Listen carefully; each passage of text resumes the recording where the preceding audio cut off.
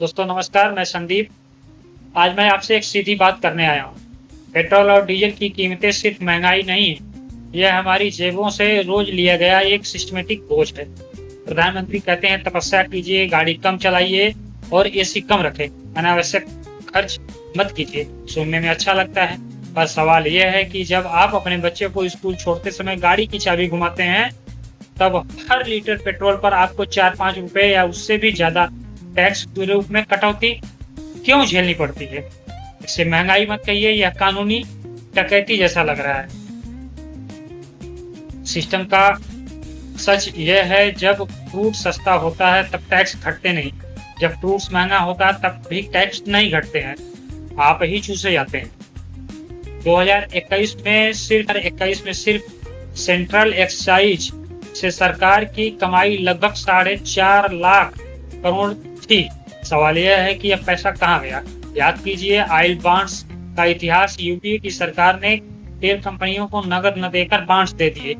कहा गया कि इससे जनता को असर नहीं दिखेगा, लेकिन बॉन्ड्स का भुगतान बाद में होगा, यानी डिफर्ड पेमेंट। जब भुगतान का समय आया तब यह जिम्मेदारी टैक्स दाताओं पर डाल दी गई, यानी आपकी जेब से।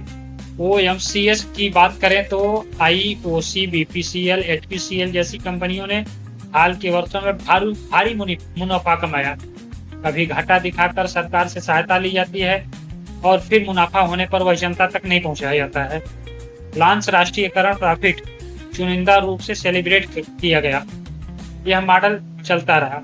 तो आखिर इसके हमले में यह पावर ट्रायंगल है। सरकार, ओएमसीएस और आम नागरिक। चुनावों से पहले कीमतें स्थिर रख दी जाती है, चुनाव के बाद समायोजन किया जाता है। ओएमसीएस को बॉन्ड्स दिए जाते हैं, फिर टैक्स बढ़ा दिए जाते हैं। आप हर बार पीटते हैं, हम हर बार पीटते हैं। सरकार का तर्क है कि यह सब पुराने बॉन्ड्स के चुकाने के लिए और ग्लोबल शॉक्स की वजह से यह आंशिक सच, और यह ग्लोबल शॉक्स की वजह से है, यह आंशिक सच है। पर एक बात जरूरी है, जब सरकार ने सस्ता रूसी क्रूड खरीदा, अमेज़न आम जन को सस्ता क्यों नहीं मिला? जब सस्ता था टैक्स बढ़ा दिए गए, जब महंगा हुआ कीमतें ऊंची कर दी गई। यह नियम वही रहा, आप ही झेलते रहें।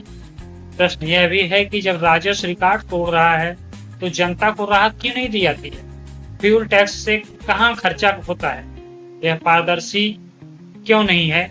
सरकार कहती है कि इससे सड़कें, अस्पताल और इंफ्रास्ट्रक्चर बनते हैं, पर उस पैसे का ऑडिट सार्वजनिक नहीं है।